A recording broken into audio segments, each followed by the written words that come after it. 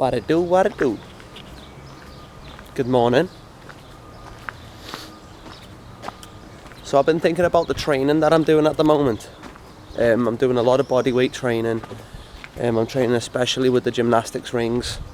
However, I'm finding that I'm experiencing some lower back pain. And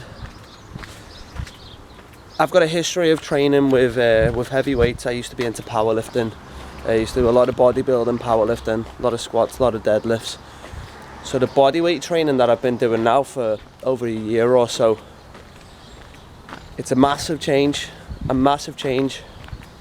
as opposed to the, it's a massive change compared to the weightlifting, the deadlifts, the squats. There's not as much pressure on the body.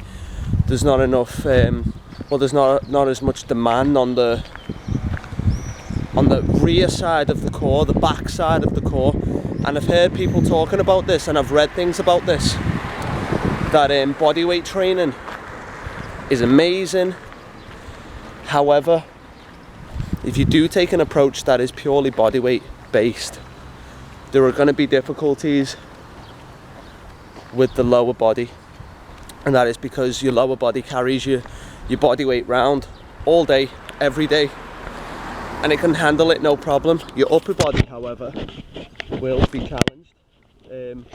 So when you're doing push-ups, pull-ups, whatever it is that you're doing, and you're lifting your body weight with your upper body, you will be challenged. But with your lower body, it's going to be much harder to challenge yourself and to challenge your core,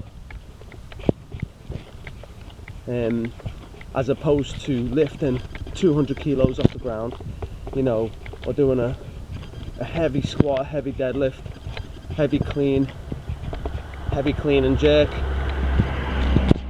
These movements are extremely demanding on the body, and they build a strong core, front and back. So the question is, how do we create a balanced training program that is body weight based? How do we do it?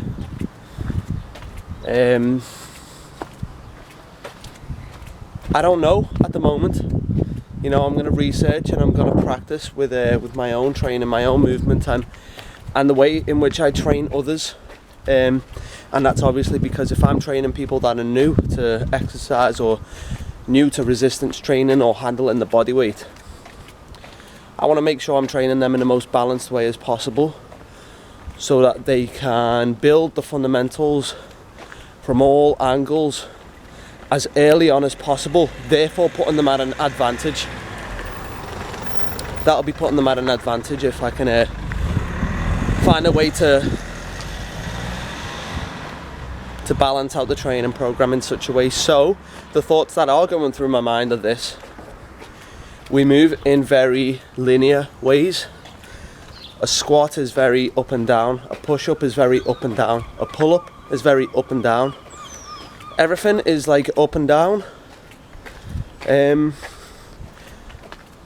back and forth, and that's why I'm starting to think, yes, okay, it's very important to work with angles. It's very important to work with different angles that challenge the body in a different way. It's going to be a different way. It's not going to be the typical feeling that you're used to having with your sets and your reps. And this is why Ido Portal is extremely successful, and his body is so well rounded, and all of his students have such an amazing ability, full body ability, all round ability. Is because they target and they focus on movements that they hit the body from all angles. Wow, look at these flowers.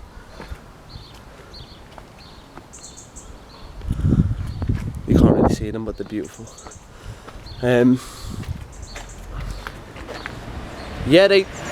He targets the body. He targets the body from multiple different angles, and he does a lot of the movements that are,